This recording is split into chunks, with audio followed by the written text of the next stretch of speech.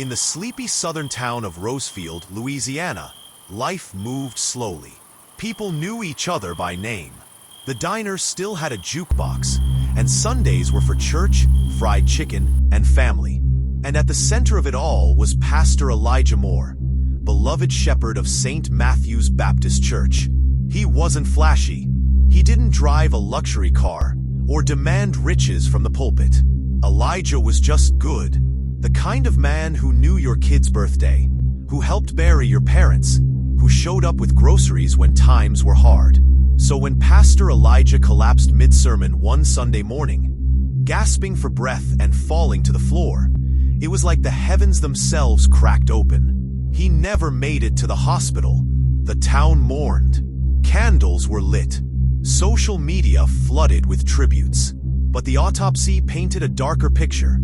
Digitalis poisoning, a powerful toxin extracted from foxglove plants. Rare, lethal, and almost certainly deliberate. The police were stunned. Who poisons a pastor? And why? 3 days into the investigation, a deacon named Carl Whitman offered to clean the church basement, a dusty storage area rarely touched in years. In the far corner, behind a stack of old choir robes and Christmas decorations, he found something chilling. A metal filing cabinet locked. Inside, burners' phones, stacks of cash, a robe with a bloodstain, and a manila folder labeled, "If anything happens to me." The folder contained a list of names. Young people Elijah had counseled over the past 2 decades, and notes beside them. Went missing in 2009, reported abuse in 2013, withdrawn after 3 sessions. Elijah, it seemed, had been quietly investigating something, and someone, a long pattern of abuse, financial manipulation, and disappearances connected to youth programs run under the church's roof. He had records. He had tried to protect them, but someone wanted him silenced before he could go to the police. Sister Lillian Thomas, 63, sharp-tongued and loyal to the church since she was 18. She oversaw communion prep. Assistant Pastor Greg Nolan, 44, charismatic, ambitious, and often at odds with Elijah over leadership decisions. With the congregation on edge, detectives planted a hidden camera in Nolan's office. And one night, just after 11 p.m., he entered, pacing, whispering into a burner phone.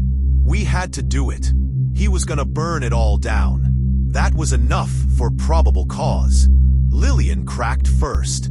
She admitted to lacing the communion wine, not knowing it would kill him, just make him sick enough to miss the next service.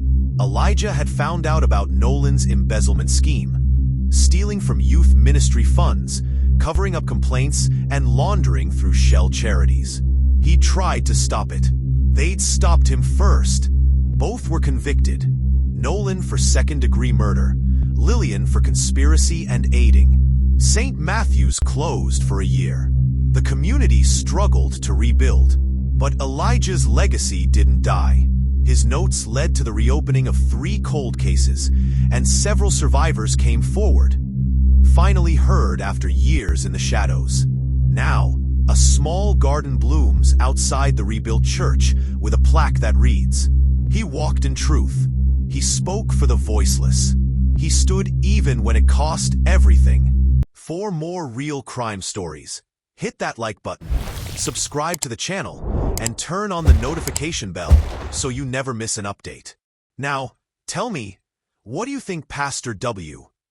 Elijah could have done differently? Drop your thoughts in the comments section below.